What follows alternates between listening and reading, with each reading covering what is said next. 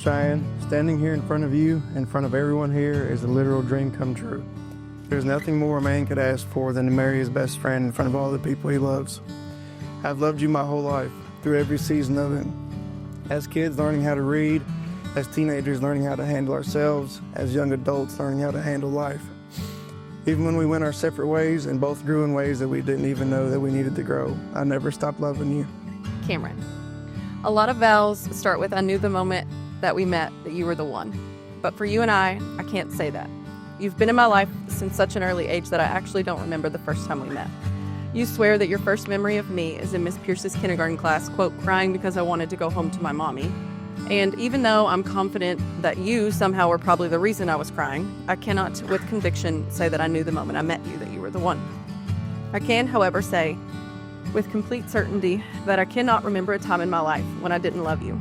I loved you in elementary school when you were jumping on the roof of your mom's car because you had too much sugar at the fall festival. I loved you in middle school when your hair was so long you had to flip it to keep it out of your eyes and you were bringing me your sweatshirts when you got off the bus.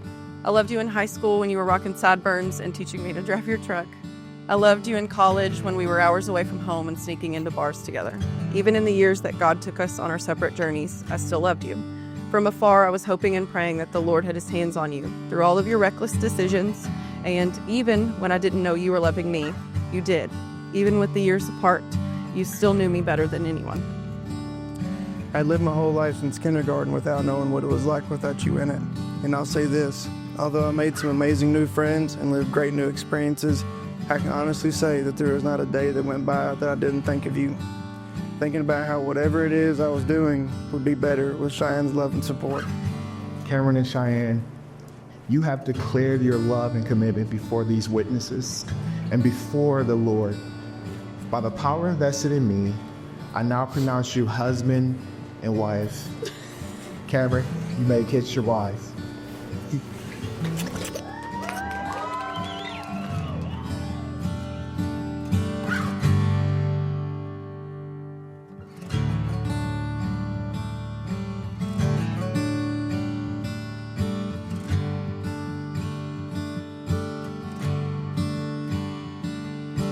One thing I'd like them to know is just because they're married and move away, we are always here. They're just so fitting. They've been together for so long, and they kind of molded each other. I love you guys. The best is yet to come. My wish is live hard, enjoy each other, and just live hard. One thing I want them to know on their wedding day: just have fun, enjoy it. The best thing about having them as a sibling, she's just a great person. She lights up a room. She's a joy to be around. We just love her. We always have. Danny loves her, my daughter, and yeah, she's just a joy. Like, what's the best thing about having them as siblings?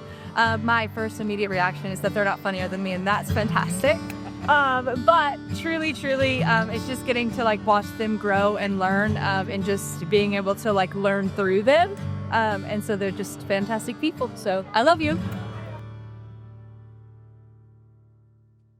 This message is to my Aunt Yaya.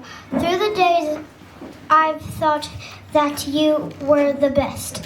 You are not the best. You are the bestest of all. Same thing with you, Cameron.